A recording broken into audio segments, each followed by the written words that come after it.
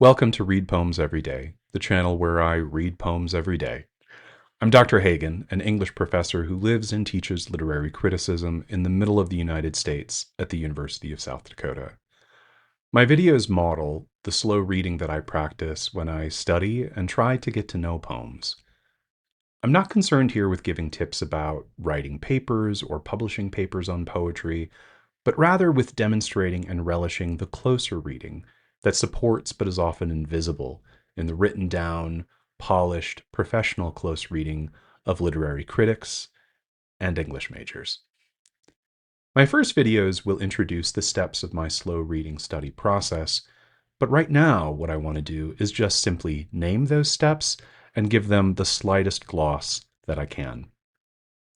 The first step is simply reading the poem out loud. I hope that's pretty self-explanatory. The second step, less self-explanatory, is one that I call bean counting. And this pertains to a sort of low-stakes study of the poem's lines, its organization or not into stanzas, the line endings of the poem, its use of punctuation, but also the pronouns that appear in the poem. And I focus so much on pronouns because they're really the initial window into what the poem is doing, what it's about, because when you track the pronouns, what you're often doing is tracking who is speaking and to whom they are speaking. And a lot of lyric poetry really turns on our ability to enter into or eavesdrop on the kind of exchange that's happening at that level.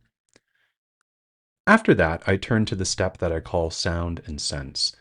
Here, I pay attention to one of the very earliest dimensions of poetry that probably grips the imaginations of young people, and that is its sonic dimension.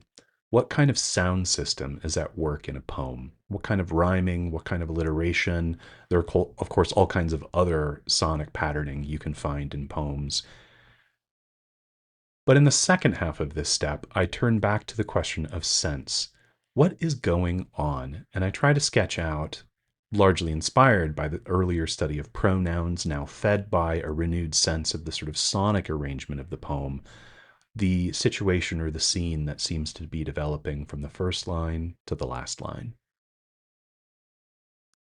Next, things start to get a little trickier because I ask questions about form and figure.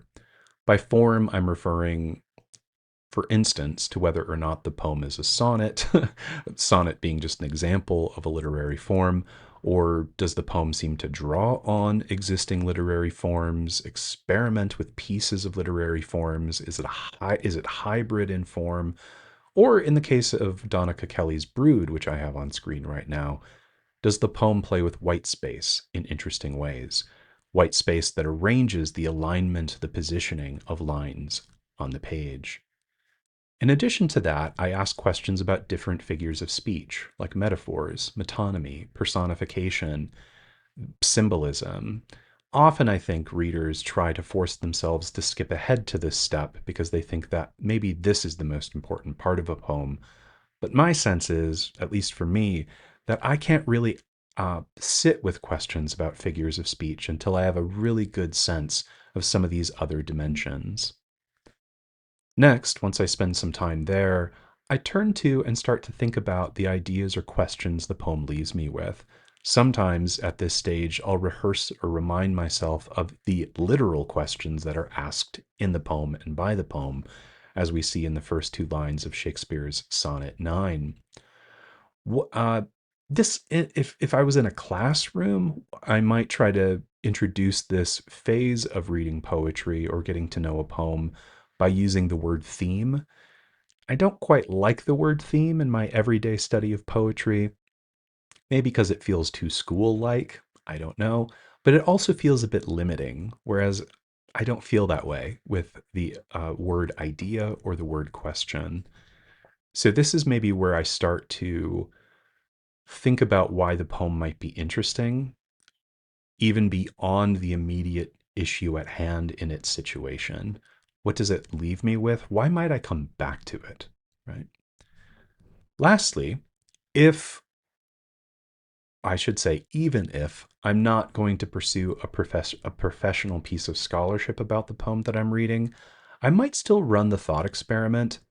What if I did, right? What if I did pursue a professional publication? Professional literary criticism generates close readings, generates interpretations, but it has to do so within some sort of context.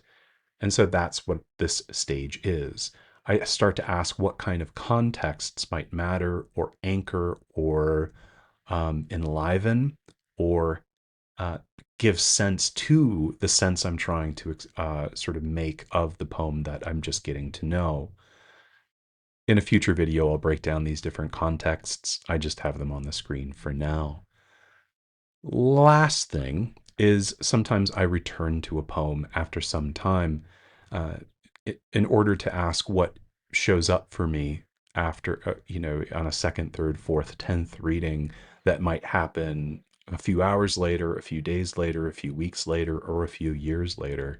In the case of Donica Kelly's, this is a sort of amusing recent example for me. I spent hours studying this poem only the next day to realize that I had completely missed how words that are carefully chosen in the poem, the very title of the poem, the very end of the poem that uses the word nymph, that these words are meant to clue readers into a kind of governing image of the poem, which is the cicada. More on that in a future video.